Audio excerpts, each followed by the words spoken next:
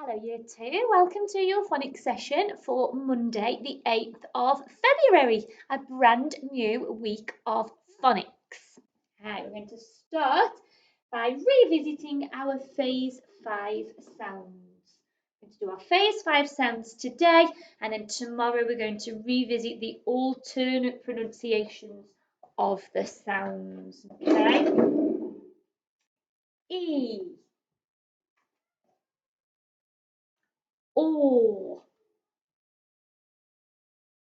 Oi. O.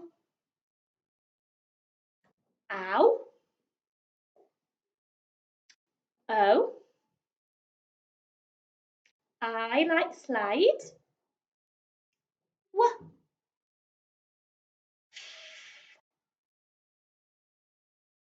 Oo or you.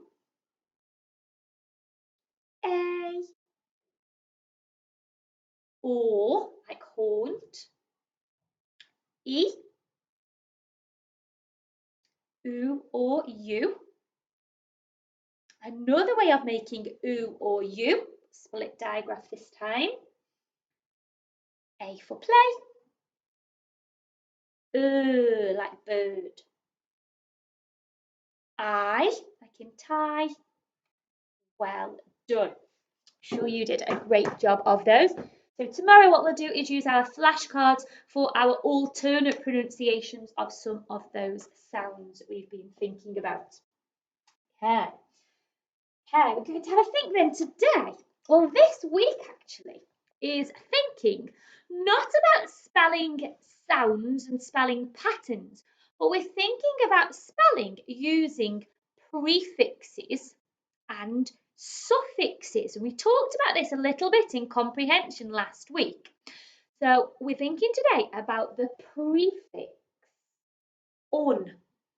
Now a prefix is something you can add to the start of a word and it changes the meaning of the word.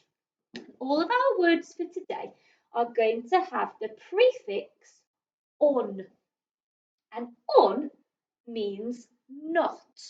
So when we add un to the start of a word, it means the opposite. If we have the word unhappy,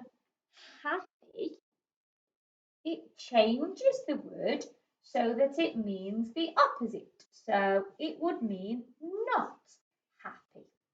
Okay. I bet you've come across lots of these words before. You might want to give the video a pause and see before we have a think about reading and writing some. If you can think of any words that we can add un to. You could think of any words. We've got unhappy, which means not happy. So it changes the meaning of the word and it makes it opposite. Okay.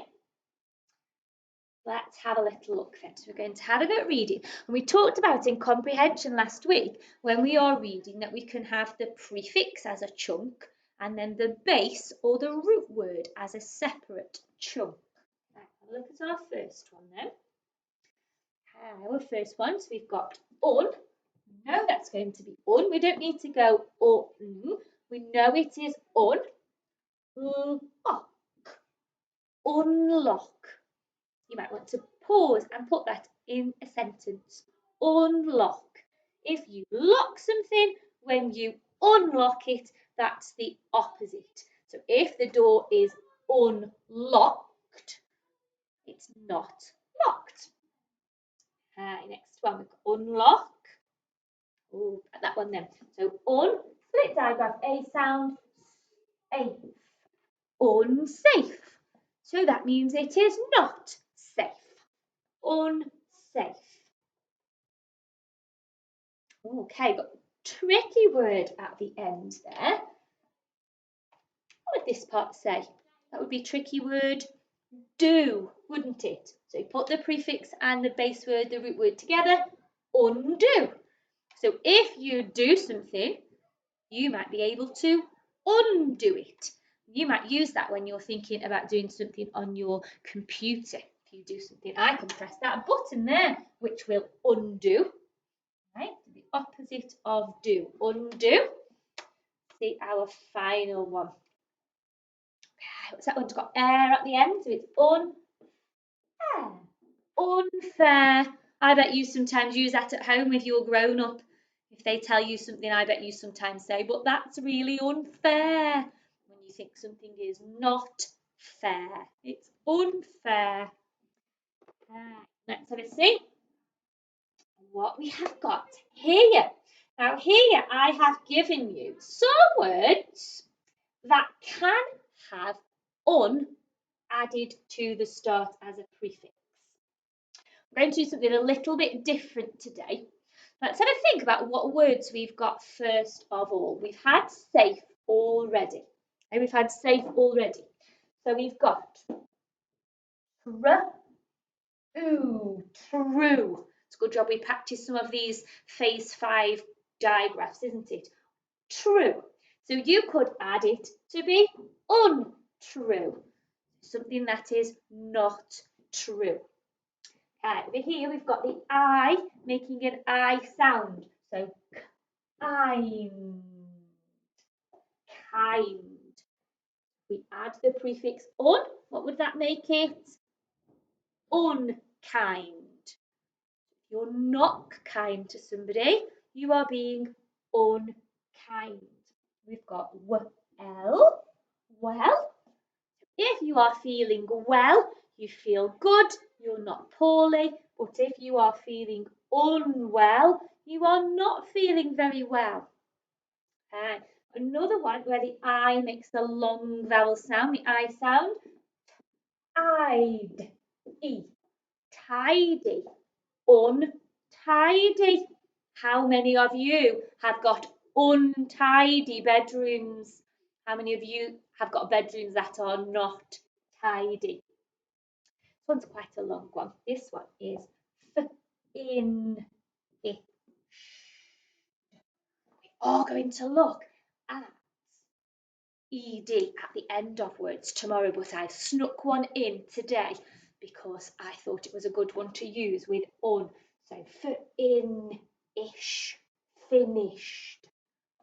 Unfinished, not finished. I started decorating my living room, but it is unfinished. It's not finished.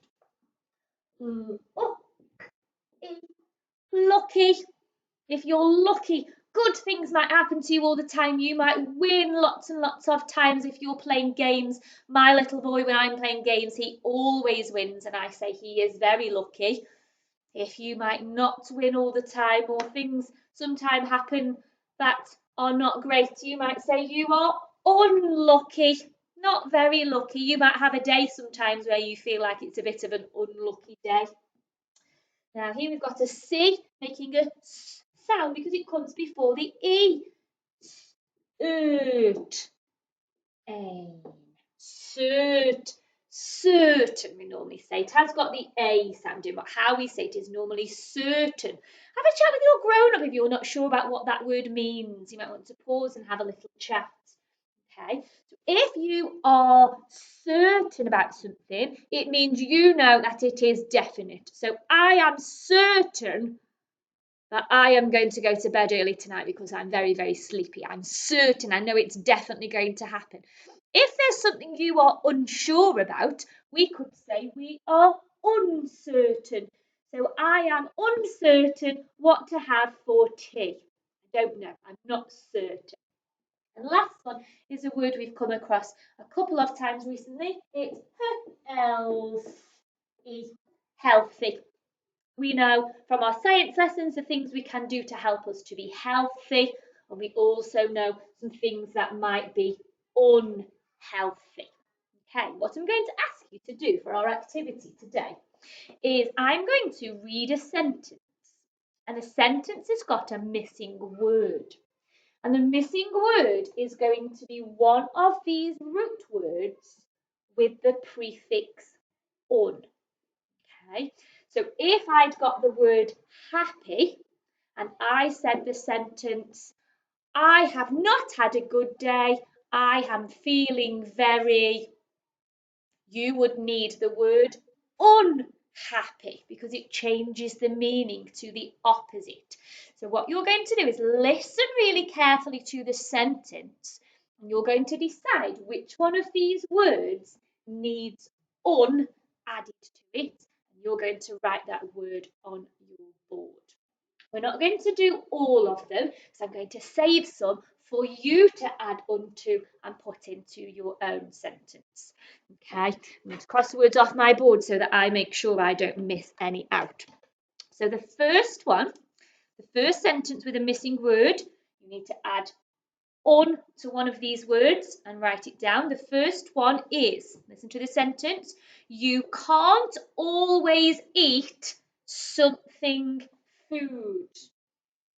You can't always eat something food. Which one of my words do you think you need to add onto to make that sentence make sense? You can't always eat something food. Remember, it needs the prefix on. We're going to move on, so pause the video if you need to. Number two. When you tell a lie, you are saying something that is, think about what we know a lie means. Think about which one of these words we might need to use. When you tell a lie, you say something that is. Okay, next one. Pause it if you need a bit longer. I never win games, so I must be very something on, and then one of those words. Number four, next one. If your work is something, then you can't go on the iPad. If your work is something, then you can't go on the iPad. Think about what your work could be. Which one of those words might you use? Next one. Don't run up the slide because it is something. Don't run up the slide because it is something. Which word would fill the gap that time? Let me see. And last one, it is something when we can come back to school. It is something when we can come back to school. Okay, I'm going to read those one more time. You can check whether you think you've got all the right on words. So you can't always eat something food. When you tell a lie, you are saying something that is something. I never win at games. I must be very something. If your work is something, you can't go on the iPad. Don't run up the slide because it is something. And it is something when we can come back to school. Those words one more time. You're clearly going to pause if you need to catch up. So I'm going to show you what words you should have written on your board. We can't always eat unhealthy food. If you tell a lie, you're saying something that is untrue. I never win at games. I must be very unlucky. If your work is unfinished, you can't go on the iPad yet. Don't run up the slide because it is unsafe, and it is uncertain when we can come back to school. It is not certain. Okay, well done. Now, what we're going to do is put those words back again and cross off the ones that we've used, and then what I would like you to do is have a go at using the extra ones to write your own sentences at the end. So we used safe, we used true, but we didn't use kind. So I would like a sentence with unkind.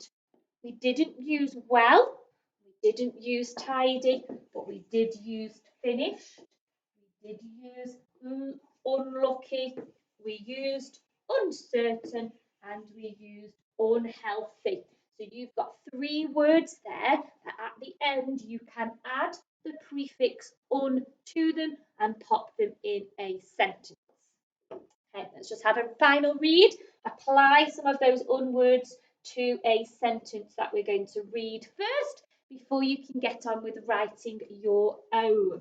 Okay, we've got tricky word was there. I was unclear. Clear.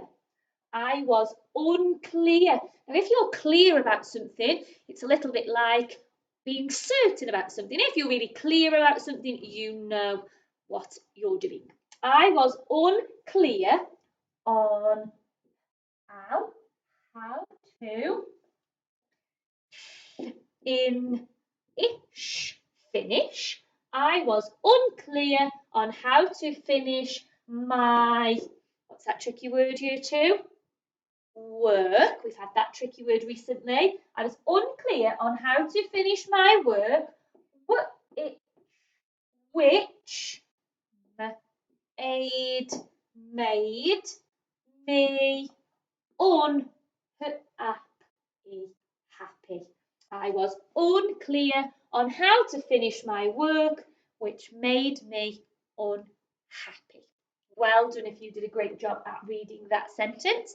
I look forward to seeing what sentences you are going to write using unwell, untidy, and unkind. Sure, you're going to do a really, really super job. Don't forget all the things your sentence needs and keep working on your beautiful cursive handwriting. I have been very impressed seeing some of your sentences work in phonics. Very impressed with your handwriting. So keep it up. I look forward to see how well you're going to do with your phonics work for Monday. Well done, year 2, and keep working hard.